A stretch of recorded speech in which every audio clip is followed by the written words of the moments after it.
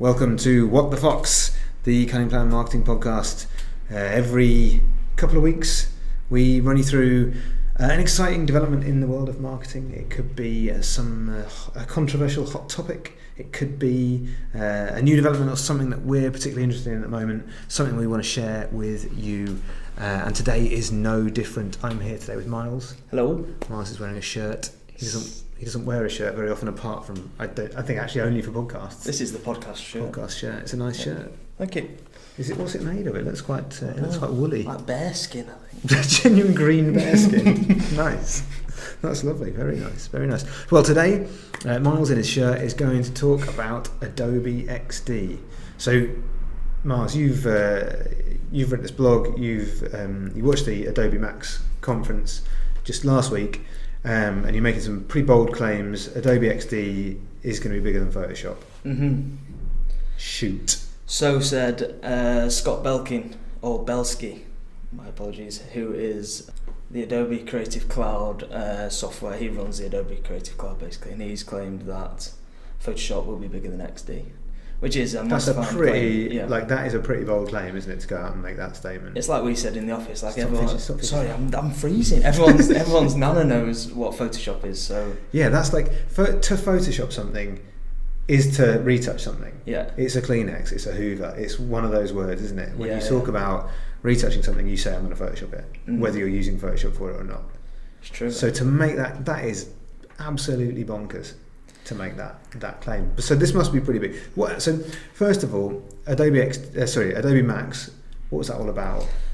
So once a year, Adobe throw a massive party for designers and creatives, and sort of just to showcase their developments, what they've got coming up in the future. And I think it's just really a big bash that they throw just to let your hair down a little bit, but they like to show off the updates they've brought to the software, and this year there was some amazing updates, but they also like to show the projects that they've got coming up and stuff like that. So what sort of things have we got? We're going to talk a bit about XD in a minute, but what else is there that they're working on or that's coming out soon? So the two major things that are coming in the future, the three major things coming out in 2019 is Photoshop for mobile, and that's not like a watered down version of Photoshop, that is actual Photoshop on the mobile. And they showed us on when they did the demonstration, they had loads of new gestures for gestures that make working on the mobile a lot easier. And this thing can hold like millions of layers and all the stuff that Photoshop can do on desktop, you can now do it on the mobile. That's going to be like on a tablet, with the pen, especially with the Apple Pencil or something like that. That is going to be pretty special, isn't it? And I mean, it's been going on the cloud. Adobe have been wanting you to work on the cloud a lot more and basically keep everything on the cloud. But with this new Photoshop on mobile, then everything, it updates automatically to your desktop and all that sort of stuff. So it's incredible the amount of work that they've gone into doing that, I think. Yeah. And that's also rolled out onto you've got the Spark, which is their social media content creator. You've also got their Premiere Rush, which is their video editing software for mobile, which is exactly the same Premiere but on mobile. So you feel like that they just want you to be able to create whatever you need to create whenever you can. Yeah, I mean the syncing stuff they've got is just Apple have got a pretty good handle on how all that kind of cross-device syncing stuff works, but that ability to sketch something out on your tablet and then just ping straight, sync it straight up to Illustrator is just second to none. So the idea of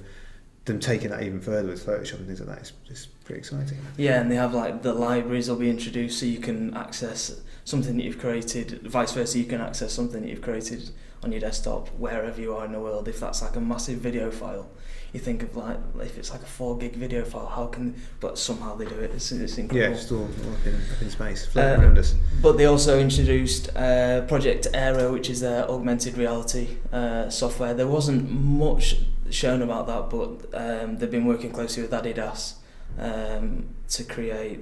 And in the demonstration, they showed how that they could make trainers explode on the iPad, and it's amazing, really cool. It just tells the story in a different way, a bit more animation.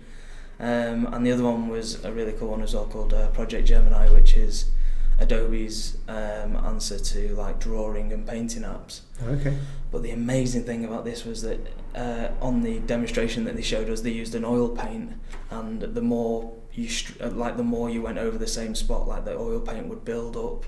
And they used a water brush paint, and you could actually paint with water, then drop the ink on, and it would like real life like spread across the paper. Nice. It was like amazing.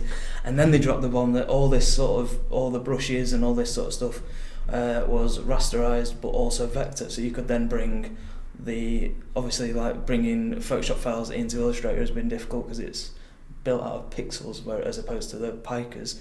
But then now they're both rasterized and vector at the same time, so it's like amazing, incredible. A lot of words in that last sentence.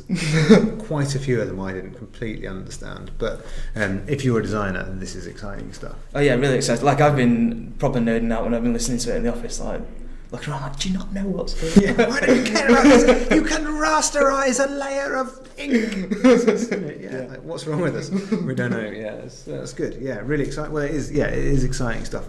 There's an awful lot we can do that. But a lot of those things had the word project at the start of them, which makes me feel like they are a little way away from being available and part of the general Creative Cloud.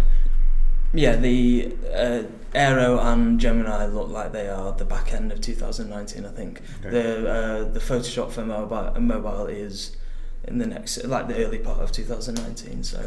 Okay, but if I wanted something now, what should I be interested in right now? Right now, today, Miles. I want something perhaps I haven't been spending enough time, I haven't given enough attention to in the past. Yeah, I think all designers have been a little bit guilty of this. Like we've sort of overlooked Adobe's XD. But from the Max conference, they seem to put a lot of effort into. Well, the updates are amazing. We'll go through the updates shortly. So Adobe XD, I feel like this is, and we did a blog about this a little while ago, that this is one of those apps that you've got when you're a designer or when you're a creative or whatever, you've got your Photoshop, you've got Illustrator, you've got InDesign.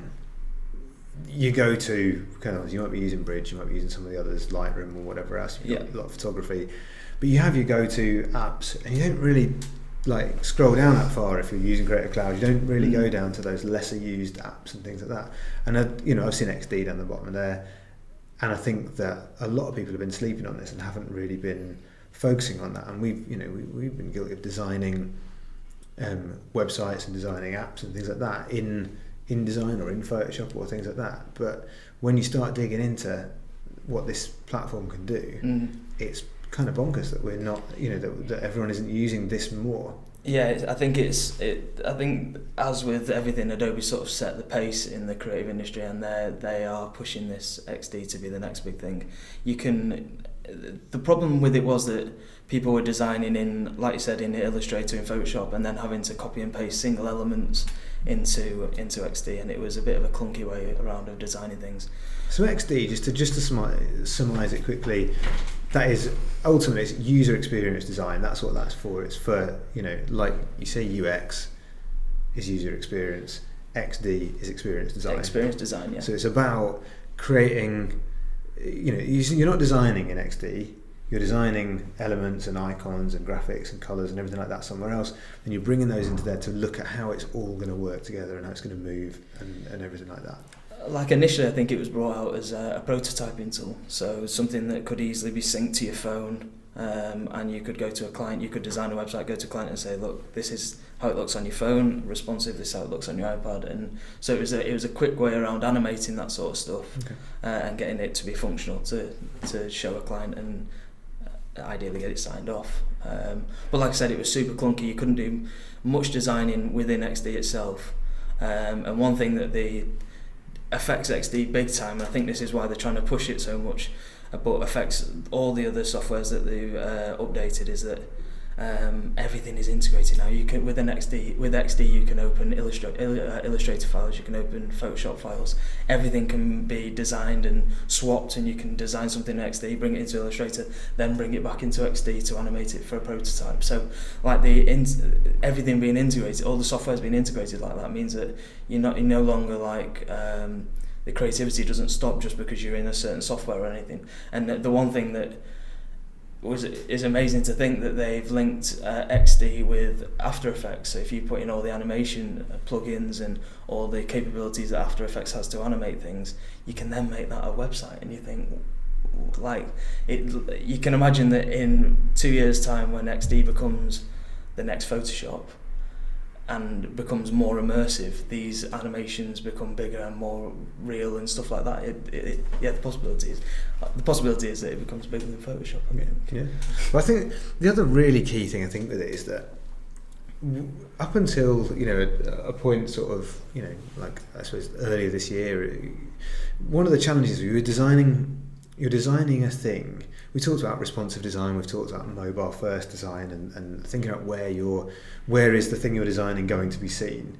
And that's a problem, because ultimately what you're doing is you design a thing for a mobile, and you design a thing for a desktop, and then you sort of try and work out your breakpoints in between the two and figure out where stuff's going to end up in those, in all those various different screen configurations. But then you've got to think about TVs, and you've got to think about tablets, and you've got to think about all these, innumerable amount of different screens that you're thinking about. And you have to design each one, and everyone's separate. And then if you want to actually do the user experience, then you need to think about doing every different stage of every different version.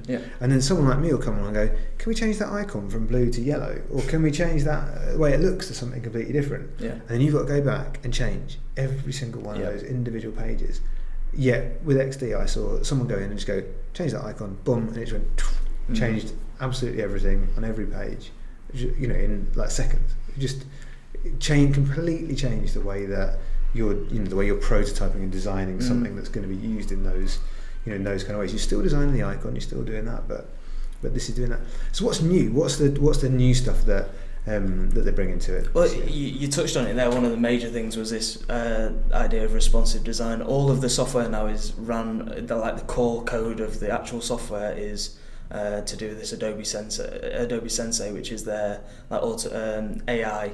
Artificial intelligence engine. I don't know how it works. I don't think they know how it works, but it's I'm sure they know. Yeah, they definitely do. But this thing is like super clever, and it's sort of any like remedial task that was taking ages is like super speeded up with the use of this Adobe Sensei. So stuff like responsive design, you are able to give certain parameters, like you need padding around this icon, you can pin certain elements to corners. So if you go for an iPad to an iPhone on landscape, you can say this needs to stay in that corner, have X amount of padding, and this needs and it just sort of works it out for you. Obviously after that you might need to tweak here and there, you might need to change the type or whatever, but this Adobe Sensei basically works it out for you, and with it being AI, it's grown, it's clever, so it learns what is good at the time, what trends are happening, and just sort of does it all for you. It's amazing. So that's one. The responsive design is one of the major things, as well as the responsive design sort of links into a couple of other updates, which are the auto animate, which is again Adobe Sensei going, if you have one slide and another slide, one screen and you're on your iPhone, and you click this button and you want elements to start flying out, and then it goes to this page. You used to have to be able to animate all the separate elements individually. So you'd have to use it. I mean, we always use a platform called Marvel app, and that would allow you to bring in a number of JPEGs and create an animated process between each one. So you could build a prototype out of that, but it was really time consuming, because you had to take all the screens, you had to create all those screens separately, and then import them all as static, and then bring different bits in with transparencies and stuff like that. So the idea again of not having to use a separate platform for your prototype, that's spot on. It's amazing. You have one screen with all the elements on, and another screen with the elements off and something else, and it links it together. It's which ties me on to another one, which is called let me just get it, drag gestures. So that's with one click of a button you can auto animate from one screen to another. Also with one drag of a mouse you can click, right, that screen has to animate with this one, right, or that button has to animate with. So if you have all your artboards out in the project and you link from there to there or there to there, prototype mode, you do it and it does it for you, auto animate, and auto clicks to the page that you need to go to, which when you're showing a client is super impressive. Yeah, well, you're actually finally able to show a client exactly what you want, what your vision for this thing is, instead of, you don't have to worry about coding, you don't have to worry about building we've done that before, we've built real life prototypes and stuff like that. It's a really time consuming process. Whereas you can get, as a designer, you can get your vision across on a number of different platforms quite easily. Yeah, it's incredible. I think Adobe Sensei is just sort of stopping, like I said before, the remedial task and all the time-consuming tasks, and just so that you could show the client your creative idea, or so that the idea lives on, but the creativity isn't hindered by the software. Often you have something in your head that you're trying to produce, and the software sort of stops you from doing that, either because you don't know how to do it or just because it's too time-consuming. I feel like this Adobe Sensei really opens the door to produce that sort of, like, that spark, that idea. So nice. And here in the Cunning Plan office, we have a bit of it's a touch and go, up and down relationship with Alexa. I'm a fan. I like to ask a robot to do things. Everyone else thinks it's a bit weird. It's a bit too it's a bit like it's going to take over at some point and kill us all. But Adobe are on my side. They're getting on board with Amazon. They're doing some stuff around voice search. What are their plans with regard to this part? Yeah, so like you said, they've had a partnership with, or they announced a partnership with Adobe Echo. Amazon Echo, sorry. And Amazon Echo are bringing out a screen. So within XD, this is all within XD, you can design the pages, but also create them to be voice activated. So you can have certain buttons that are triggered by voice triggers that then do, so instead of a click of a mouse, it then can be drag gestured to a certain animation or a certain page. So you can then design for voice. And that is, we're thinking about what are the things that we should be thinking about in the future. That's one of those things. This is not voice assistants, personal assistants, this kind of thing is not going anywhere, is it? This is a thing that's here to stay. Yeah. And being able to communicate and being able to design like that, that's just another like a really, really exciting way of adding an extra layer into the design, to be able to say, this is built for any screen, but it's also built with the sound, with the echoes or the Google Home Assistants or any of those kind of things all in mind. And with this update as well, it goes straight on your prototype, so you can actually do that for real in front of a client. Yeah, it's cool, isn't it? Very cool. And there was talk that you will actually be able to design with your voice, so it'll work that way, but it'll also work the other way, so you can say page 1, go to page 4 and stuff like that, which, again, just... You won't need a person to do that, I can just say it to the machine. Yeah. Perfect. Getting rid of people. No. And then I think one of the final ones, which is really big as well, they've created, it's called Adobe X Addons, which is you can add plugins. They've made it to be almost open source. So these are all, I think they're all Adobe certified developers, but they're creating their own.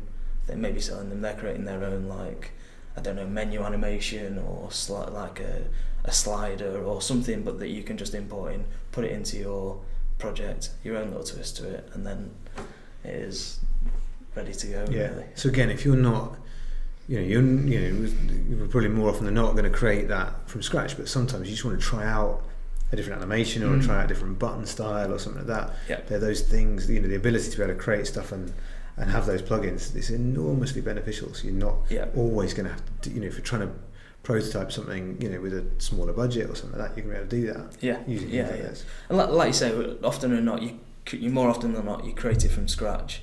But I think these guys aren't creating like a look or a feel. They're creating certain animations that go from, or even like page layouts or app layouts and stuff like that. So it's the fact that it's open source just means it's going to get bigger and bigger, and people can add whatever they want to it. So I think it's probably like customer, like the demand of the customer is wherever it'll go. If everyone decides that VR is the next thing, Adobe X can go into VR, and there'll be plugins for that sort of stuff. So yeah, it's a really interesting listening to the Macs. And when Scott Belsky first said it'll be bigger than Photoshop, you think, really? Yeah. But then when you realise everything's going to have a screen, everything you're going to be able to talk to. It's hard to imagine, isn't it? It's hard to imagine it, if it actually will. Like, will it really ever be bigger than that? That sounds like a bit of marketing hyperbole to me, but I can, the more we've talked about it, the more excited I am to think, actually, do you know what?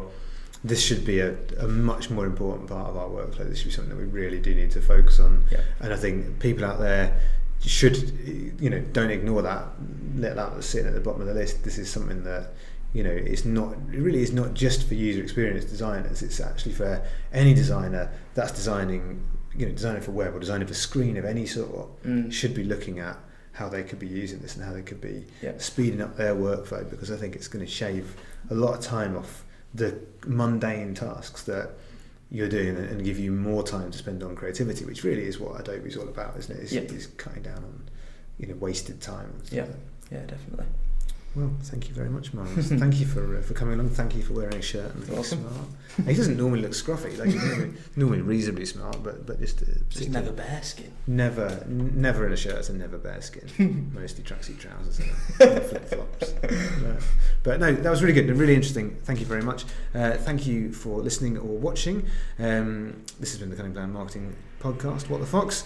If you'd like to subscribe, then please feel free to do so. You can find us on iTunes. You can find us on, I think we're on Stitcher now. We're all over the place, all over the shop. So wherever you choose to consume your podcast, you can find us there. You can find us on YouTube, and you can of course find us on the Cunning Plan website, acunningplan.co.uk. Well, thank you very much for joining us. See you next time.